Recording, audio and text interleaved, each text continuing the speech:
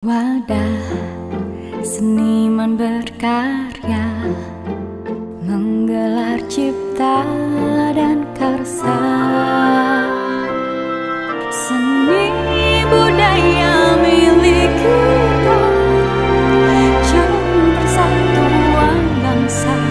Taman Budaya Jambi, Taman Budaya Jambi.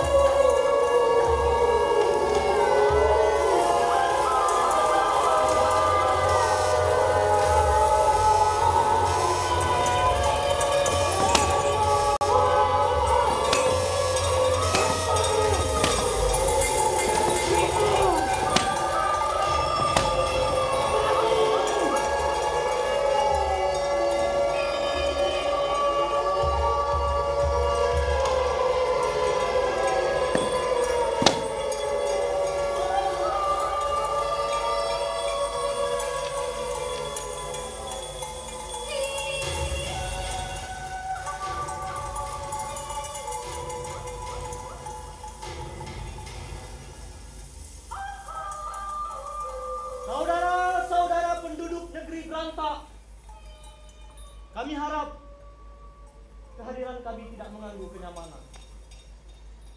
Perkenalkan, nama kami Marhain. Lengkapnya Marhain. Seorang petani miskin dari pinggiran. Kami bertani hanya untuk kebutuhan hidup, bukan untuk kebutuhan yang lain-lain. Sebutan nama kami kemudian menjadi pemicu sikap perjuangan kaum proletar negeri ini untuk keluar dari garis kemiskinan. Ya, kami Marhainis. Ya, kami Marhainis. Ya, kami Marhainis. Ya, kami Marhainis. Saudara-saudara, terlepas dari ingatan masa lalu saya, hari ini saya ingin mengabarkan seseorang. Hari ini telah datang kepada saya seseorang laki-laki miskin, putra dari si miskin. Dia datang dari masa lalu yang kelam. Dia datang menyelami perjalanan waktu yang makin hari makin gaduh dan bertambah rapuh. Saudara-saudara, tolong diingat, bangsa ini pernah dihinakan oleh satu semboyan yang sangat menyakitkan.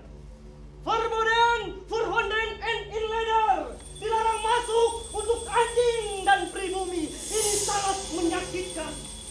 Ini sangat menyakitkan. Dan laki-laki ini telah banyak menyaksikan penderitaan. Di antaranya tanah milik rakyat, hutan belukar yang diperkosa kaum liberal yang turun-temurun menikmatinya. Dia pernah berdiri di antara penjajah dan bangsa pribumi yang menanggung bencana. Laki-laki ini bukan siapa-siapa. Dia tidak memiliki tahta ataupun sisilah para raja. Namun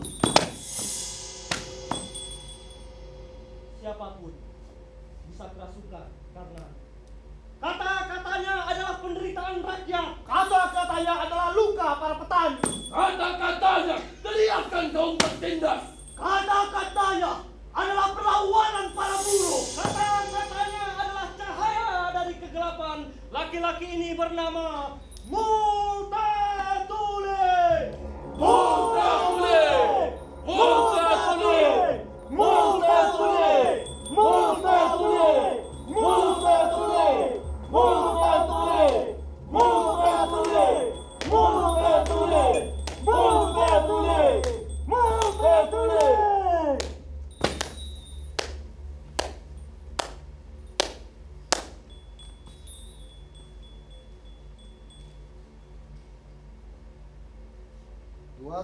Tuan dan nyonya-nyonya, terimalah salam saya. Nama saya Multatuli. Datang dari masa lalu. Dahulu saya abdi kerajaan Belanda. Ditugaskan di Rangkas Bitung, ibu kota Lebak Banten saat itu. Saya telah menyaksikan suatu pengalaman yang penuh dengan ujian. Rakyat ditindas oleh bupati mereka sendiri. Para petani, buruh, dan nelayan hanya bisa tunduk dan berkeringat, tidak bisa tertawa. Dan hak pribadi mereka diperkosa demi kepentingan penjajahan. Kerajaan Belanda dan para raja di negeri ini bersekutu dengan kejahatan. Saya telah menyaksikan keadilan telah dikalahkan oleh para penguasa. Dengan gaya yang anggun dan sikap yang gagah, tanpa ada ungkapan kekejaman di wajah mereka. Dengan bahasa yang rapi, mereka keluarkan keputusan-keputusan yang tidak adil terhadap rakyat. Serta dengan bahasa yang halus, mereka berbagi keuntungan yang didapatkan dari rakyat yang kehilangan ternak, perkebunan, sawah. Itu dilakukan sebagai suatu kewajaran. Mereka menjunjung tinggi gaya kehidupan yang tinggi bersama sanak keluarga menghindari perkataan kotor, dan selalu berbicara dengan gaya bahasa yang patut, sambil membicarakan keuntungan besar yang didapatkan dari candu kekuasaan sebagai hasil yang efisien dari tanam paksa di tanah jajahan di dalam negeri ini. Mereka juga dengan bangga dan mulia membicarakan suksesnya penaklukan dan penjajahan. Mereka juga telah memerintahkan para prajurit untuk membantai demonstran yang mencoba mempertahankan kedaulatan mereka. Tuan-tuan dan nyonya-nyonya, tentu tidak hanya saya saja yang merasa gelisah terhadap dawat hitam yang menodai iman kita. Pikiran yang lurus menjadi bercelak karenanya, karena kita tidak pernah tuntas menangani keadilan. Bagaimana keadilan bisa ditangani dalam pikiran kita yang tersekat-sekat? Ya, memang kita lelah, tetapi kita tidak boleh berhenti di situ. Bukankah keadaan keadilan di negeri ini belum lebih baik dari zaman penjajahan? Bukankah kemerdekaan yang sempurna itu adalah kemerdekaan negara dan bangsa? Negara Anda sudah merdeka, tetapi bangsa Anda apakah sudah merdeka? Apakah bangsa tanpa hak hukum bisa disebut bangsa merdeka? Tuan-tuan dan nyonya-nyonya, saya menyampaikan semua ini karena saya sedang melawan hal yang sia-sia. Saya telah melihat bagaimana negara maju memberikan bantuan ekonomi, dan sebagai hasilnya banyak rakyat di negara berkembang ini kehilangan tanah mereka, supaya ada orang-orang kaya bisa bermain golf, supaya ada orang-orang kaya bisa naik jet pribadi, atau supaya ada bendungan listrik yang memberikan tenaga listrik dengan modal asing. Tetapi saudara-saudara, rakyat yang malang ini, mereka hanya mendapatkan ganti rugi dari setiap 1 meter persegi tanahnya dengan uang yang sama nilainya dengan 1 pak sigaret buatan Amerika.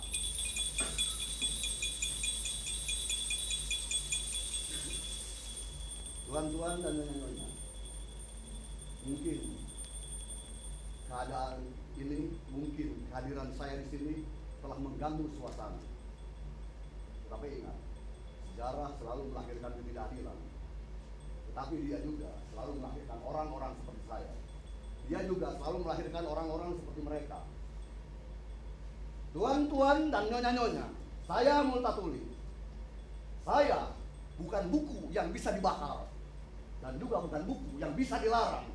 Saya juga bukan benteng yang bisa dihancurkan. Oleh karena itu, saya tidak bisa disamaratakan dengan tanah.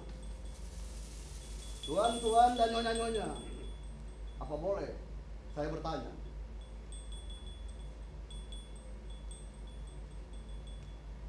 Baik, kalau ada keadaan celaka, apa boleh ditambah lebih celaka lagi? Sesungguhnya inilah pertanyaan sejarah kepada Anda semua. Tuan-tuan dan nyonya-nyonya, saya berdiri di sini tidak seorang diri. Saya bersama para buruh, nelayan, dan para petani. Saya bersama para marhaen dan Nota Sukma yang akan turut serta memberikan kesaksian bagaimana kejamnya tanam paksa di tanah jajahan di dalam negeri ini. Baiklah saudara-saudara, kita sambut Nota Sukma. Nota Sukma. Nota Sukma. Nota Sukma. Nota Sukma.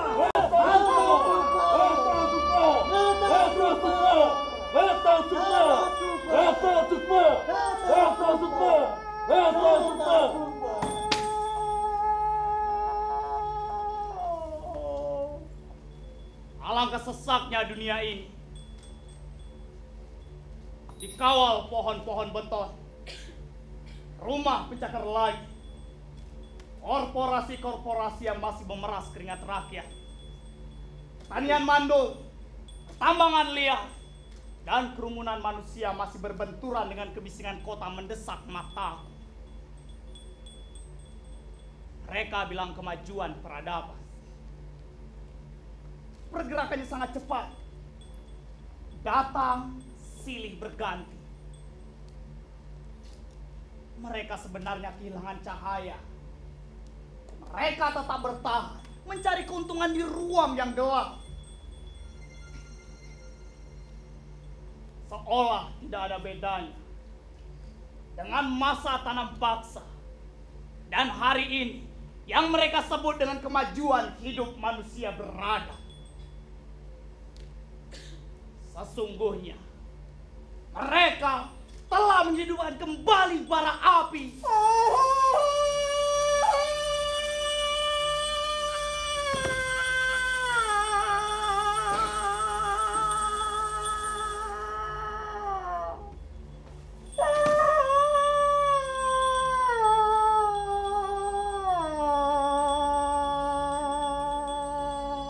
Saudara-saudara,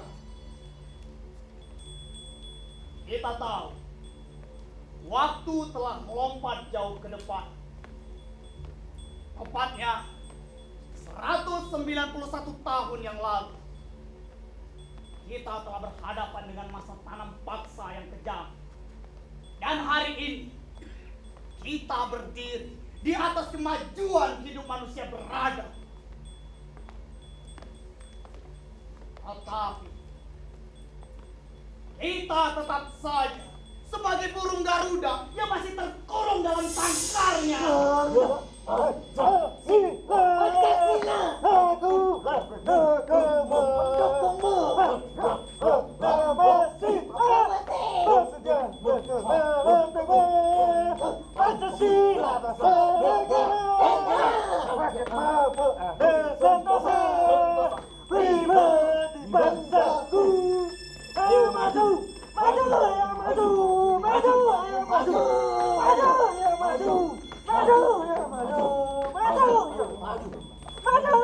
Mengapa orang-orang yang hidup di sana berlarian?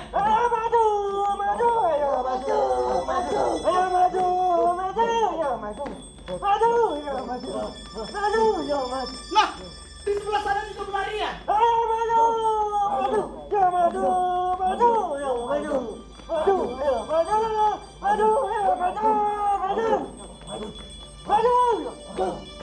Lihat, di sebelah sini juga berlarian.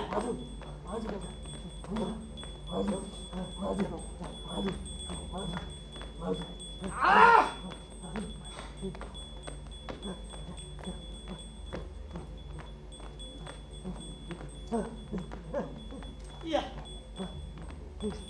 aku tahu. Iya, aku tahu.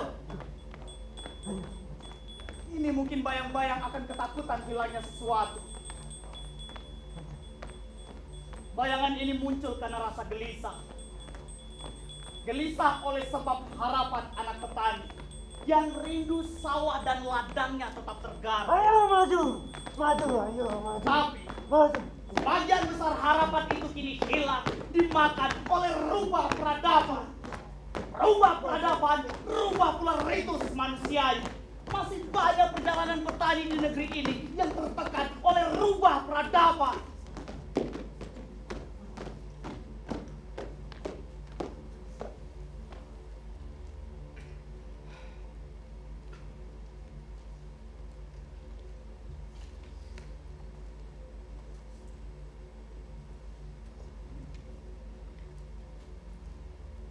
Sebagai manusia biasa, saya memiliki pening di kepala. Saya rindu kata-kata para pemandu. Ibu saya selalu menggelorakan darah menjadi kencang karenanya. Dia selalu berkata, Nata Sukma, Nata Sukma, Nata Sukma, aku tidak mewariskan benda-benda kepadamu kecuali lahan padi ini. Maka turunlah kau ke sawah dan bawalah kerbau, tanami lahan padi ini, karena kau makan daripadanya.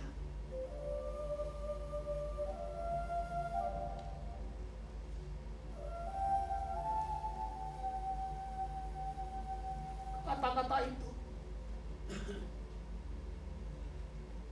Kata-kata itu. Kata-kata itu selalu terngiang dalam kepalaku. Saya tidak ingin jadi penggerutu. Saya pernah menyusuri pulau-pulau hingga dataran timur, laju ke tengah dan arah barat negeri ini. Saya mendapatkan serupa rasa gelisah. Semacam rasa takut. Ketika tanah rakyat dan panen kopi dirampas, diperkosa pada masa tanam paksa 2 abad yang lalu akibat kekejaman anjing penjajah Belanda yang kerasukan. Kita tahu rakyat Maluku dibantai.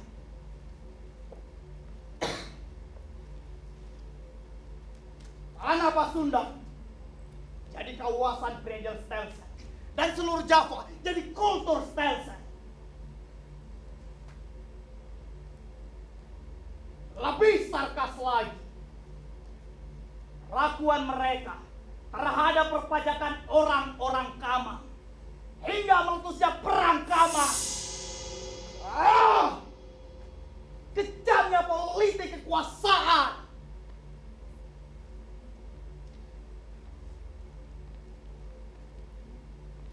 Ingat saudara-saudara, saat itu mereka bukanlah bangsa yang berdaulat. Saat itu mereka kalah perang dalam perang Spanyol, bahkan kalah perang dalam perang melawan Belgia. Tetapi najisnya malah kita yang dijajah oleh bangsa yang belum merdeka. Anjing-anjing itu sedang dijajah bangsa lainnya pula. Dan najisnya, dulu di setiap pintu-pintu kantor tertulis dilarang masuk untuk anjing dan pribumi. Dan kalian tahu,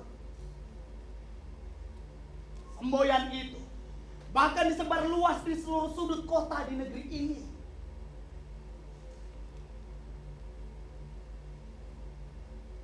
Maka untuk menunjukkan rasa dendam dan benci kami terhadap Belanda yang telah menginjak derajat kami, manusia lebih rendah dari seekor anjing,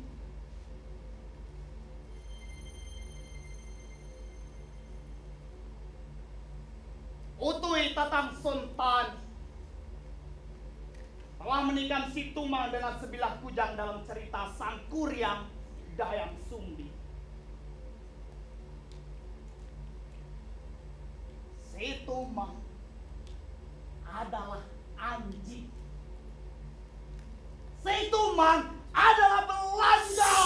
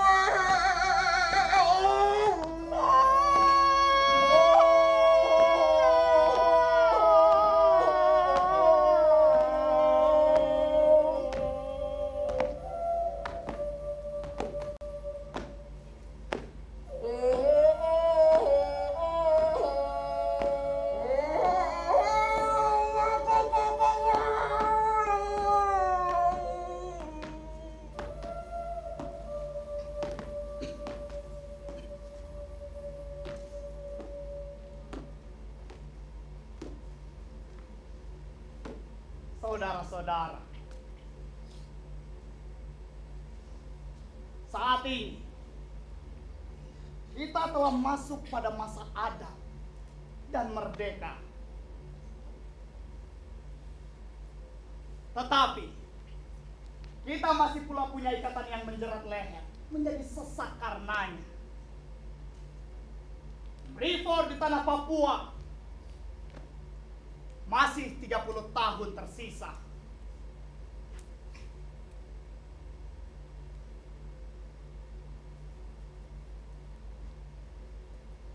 Tetapi saya tidak ingin ditinggalkan Sang Hyang Sri. Oh, Ibu Haji. Oh, Dewi Uma. Oh, Trusnawati. Ibu Haji. Dewi Uma. Trusnawati. Dewi Padi. Dewi Padi. Wow, Dewi Padi. Aku merindukan dirimu dari permukaan pertiwi, tempat tumpah bakti.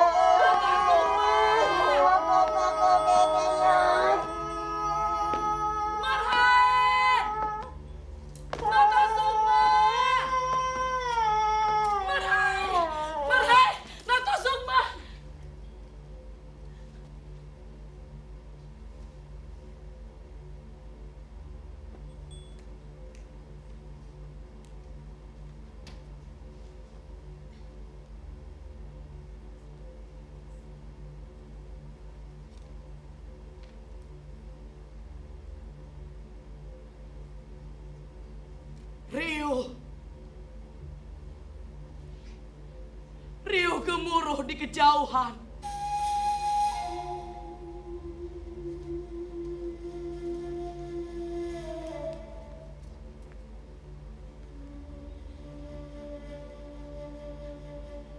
Riuh gemuruh dalam dadaku.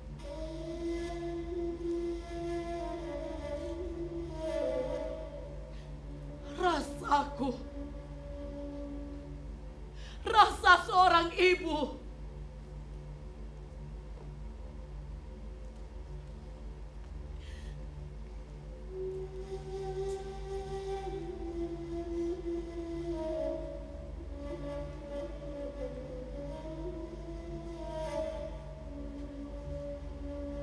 Ya Tuhan, rasaku naik dan turun perlahan, mendengar dan menyaksikan raungan bising di Buana.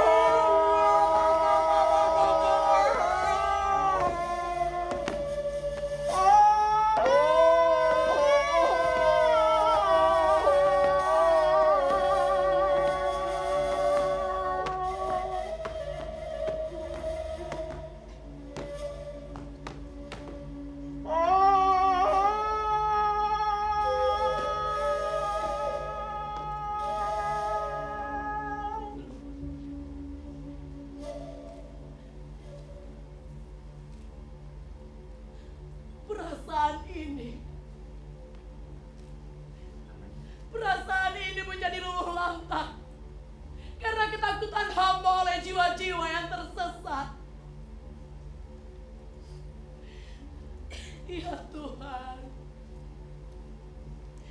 jika bising itu petanda baik, maka hilanglah duka lara. Namun jika bising itu petanda buruk,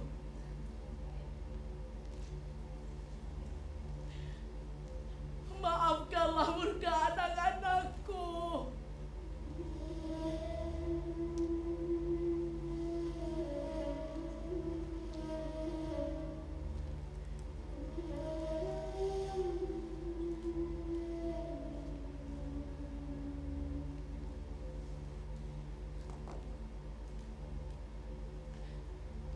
Ya Tuhan, Hyang Agung yang bertempat di Buana Nyungcung,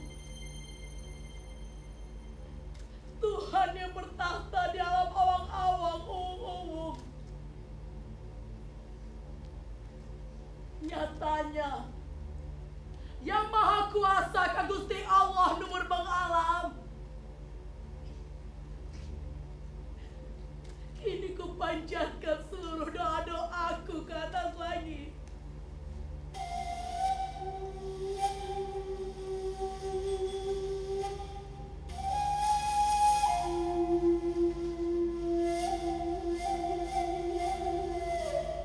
Marhae, Nata Sukma,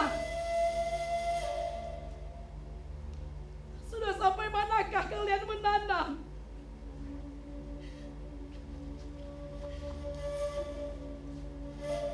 Apakah kalian tidak merasa seperti ada hal yang aneh? Setiap kali kita menanam,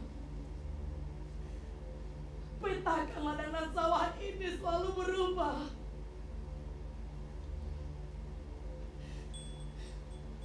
Marhaen, Nata Sukma,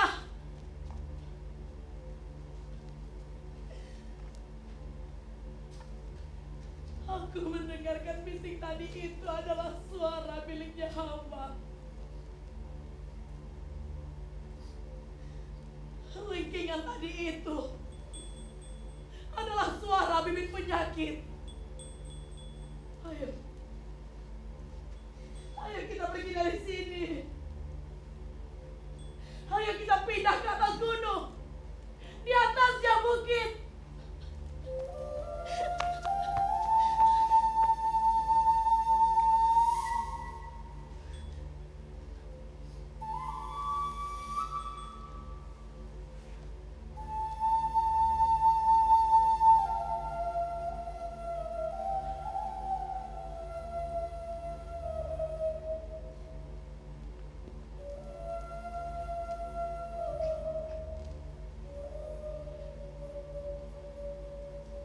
Sebenarnya, derita tentang tersisihnya kaum petani ini sudah lama tersiar. Jika dihitung jaraknya, sudah memakan waktu ratusan tahun lamanya. Dahulu,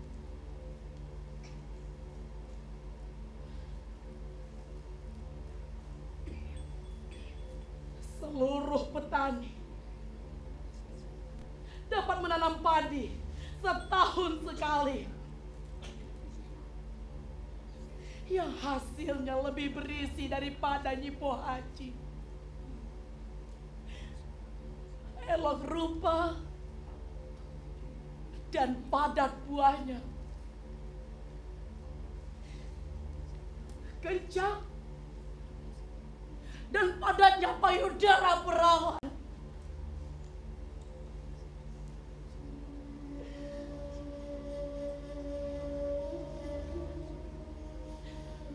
Tentu saja akan aku usahakan semuanya, sebatas punya kemampuan yang mampu aku lakukan saat ini. Namun,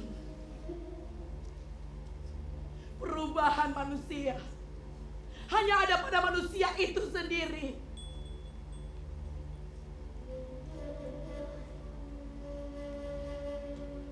biarkan saja manusia masuk dalam percobaan. Karena manusia mempunyai kemampuan untuk keluar dari sebuah percobaan. Sekarang, lakukan saja apa yang sudah menjadi tugas kalian berdua. Marhaen, Nata Sukma.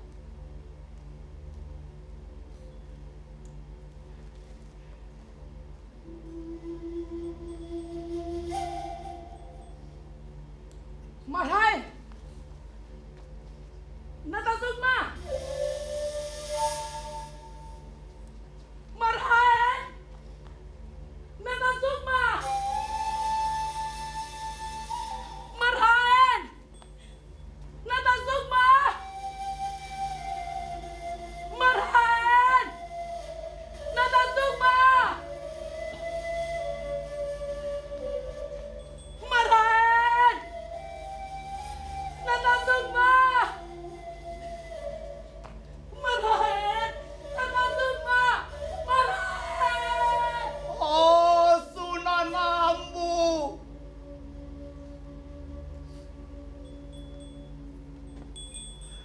Oh, Bunda Kandung.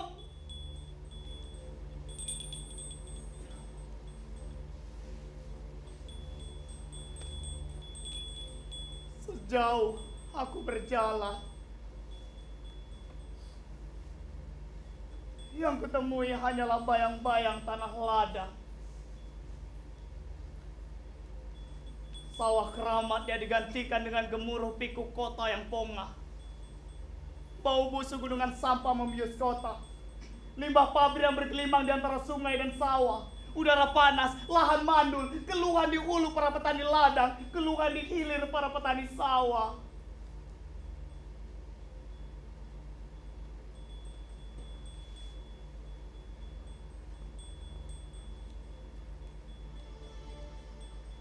Seharusnya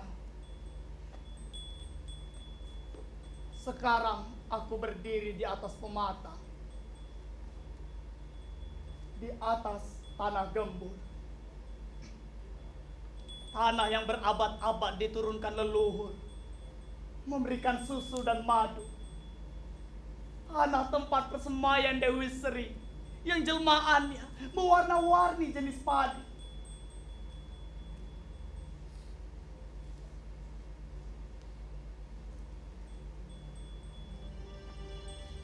Dahulu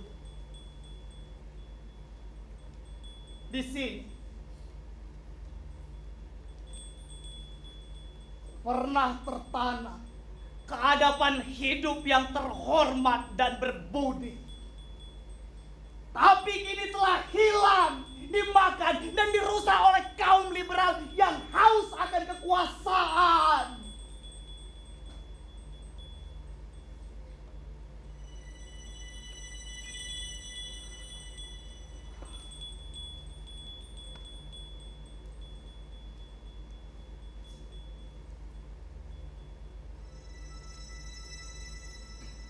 Sejauh mata memandang, yang kutemui hanyalah bayang-bayang lintang pemata.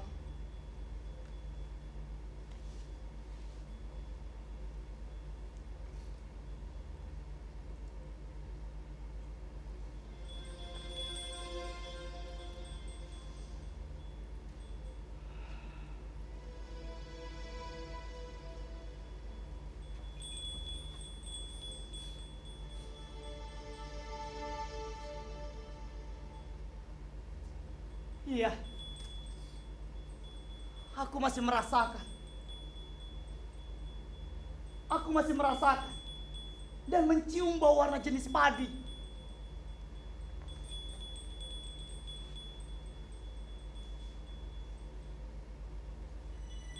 Tetapi aneh, padi-padi ini sangat berbeda.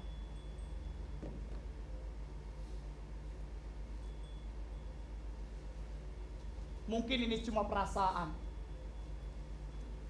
Ketika kita tidak bisa lagi panen padi, di sawah, atau di ladang di belakang rumah.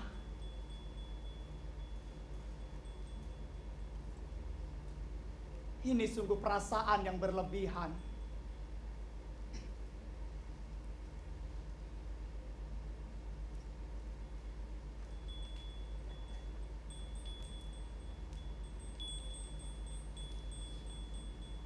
Coba sekarang kita bayangkan,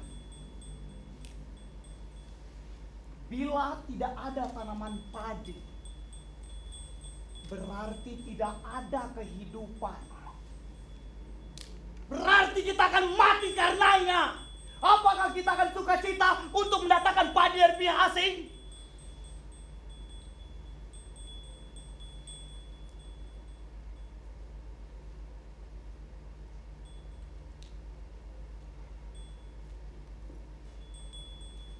Baiklah saudara-saudara, untuk menjawab hal ini, saya akan memanggil Marhaen. Marhaen!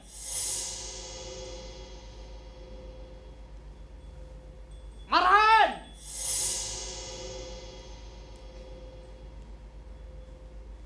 Marhaen!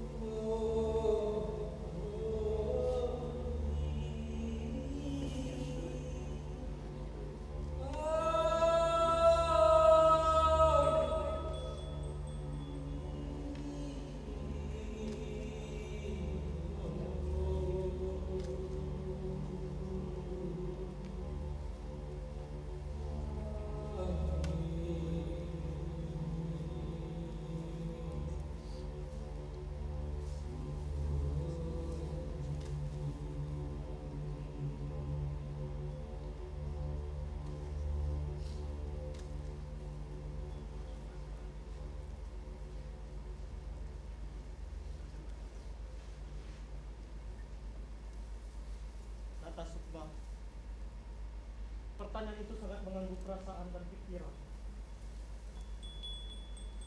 Pertanyaan itu tidak mampu dijawab oleh para penakut.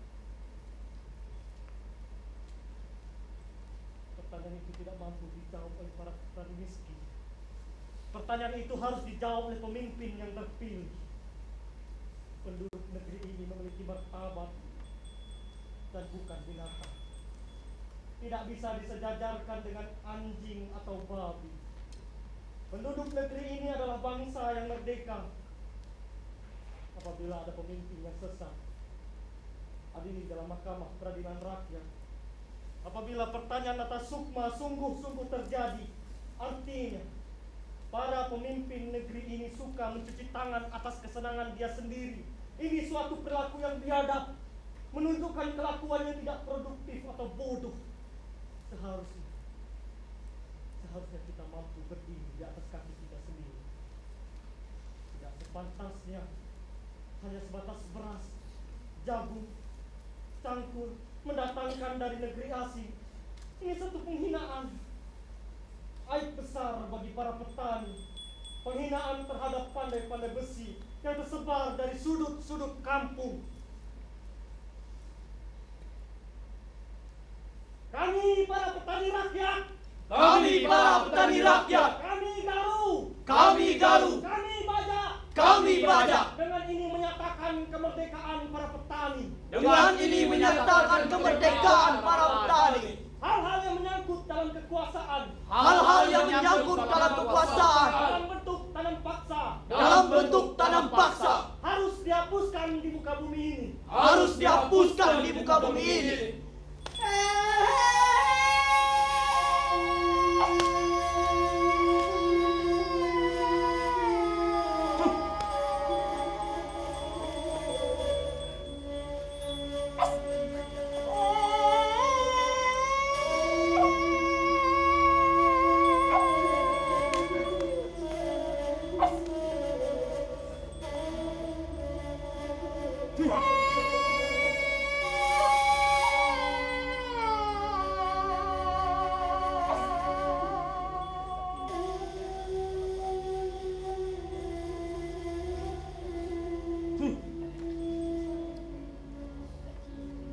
Rubah peradaban,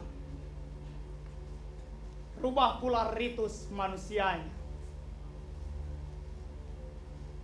Segalanya kikis, dimakan oleh kesultanan baru.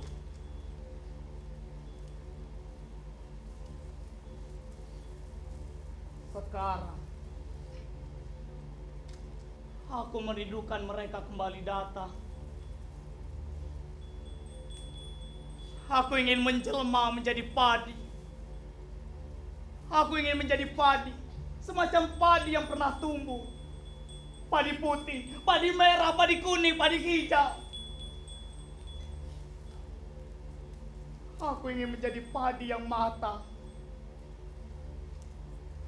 Ketika tumbuh berisi, makin merunduk, tafakur ke bumi.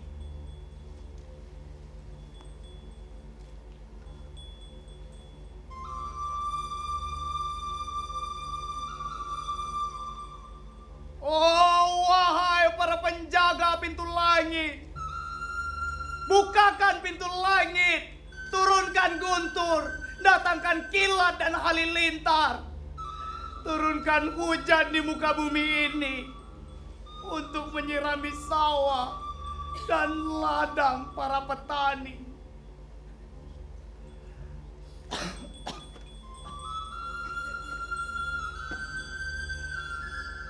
Oh, cahaya. Aku butuh cahaya. Cahaya. Aku butuh cahaya.